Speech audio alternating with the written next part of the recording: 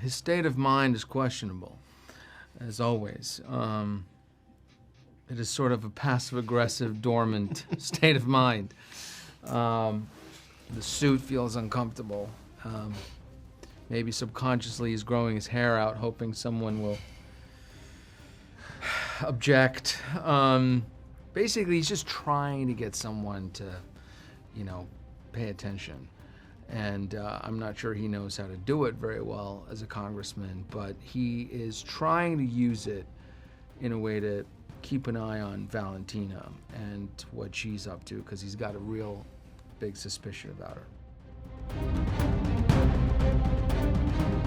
John Walker's been in some undisclosed location for months, presumably murdering people, right?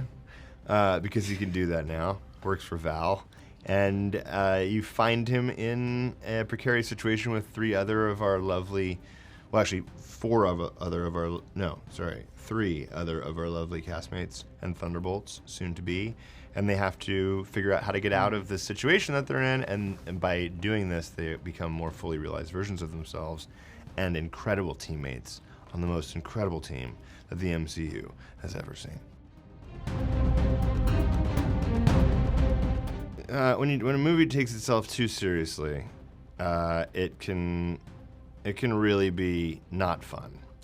And part of the experience of being in a Marvel movie is like, let's have some fun. That's part of the experience. Is like, I'm going away from my home to have this 2-hour experience where I'm gonna laugh and cry and feel all the emotions. And humor is an important part of our daily life to keep you feeling fresh and excited. So to me, it's very important. Humor, definitely, of course, but also I think it's getting the audience to invest and to care about these people and these people together. And I think it's really interesting because I really do feel like everybody was a good fit. I mean, even on and off screen. Mm-hmm. And just personality-wise and mindset, and I think if you understand what these characters are trying to learn from or get through, then I think you're invested and you want to see them succeed. Mm-hmm. New York streets. I think the streets at the end of the third act, that was pretty epic. The fact that we were actually driving. There's moments where you're like, you know those moments where you're like, you kind of can't see the end of the set or whatever, and you just peek out a doorway and you're like, I'm in New York right now. Like, it's incredible what they can do with building sets. And then my shock is always like, they're gonna take this down. They just built this to look exactly like 7th Avenue and wherever, and it's going to be taken down and just thrown away. I mean, it's gonna be trash. Like, how? What? But that was, I thought, incredibly well done. Yeah, no, well, it's amazing. Also, it's just the fact that it's just so much more interesting when people build something than when you see it on a computer screen. It's just always, and especially if you're there and you've got stuff to really react to, and I think it changes everything. But it changes the work environment, which is why I feel like we have to keep the practical aspect of it. Like, everybody, the crew, the extras, like all those people kind of. There's a sense of ownership over it from like the people who built this thing. Yeah, and you want to like you're excited about it. You want to serve it in a different way than it's kind of like when it's just screen and they'll do it afterwards. It's not as cool. Ooh, well, it was hot. It was hot. It was 100 hot degrees, but it was super. It was hot. You're right. It was so hot. But it was amazing when the sun was going down, and then there was a bit over there where it looked really pretty, and again, just to be able to be out there. Again, everyone was looking at Jake, was really happy about, we're here, we're on location. This actually exists. Right, we're doing it. But it also felt indie in a weird way, because you're like out in the middle of nowhere. We've all done, a lot of indie movies in this cast, and I swear to God, when you're in the back of that limo, like, you could be in the back of the limo anywhere with any crew at any movie I've ever done. Just take off the suit and put on something else, and you're just in a hot metal box and, like, acting. And that was what was so, I love, you know, you can't fake that. You know, it's nothing, it wasn't a process trailer. It was a process trailer for some of it. What am I trying to say? It wasn't the screen, the volumes that they use now that are like, you know, they're great, but they're not the real thing.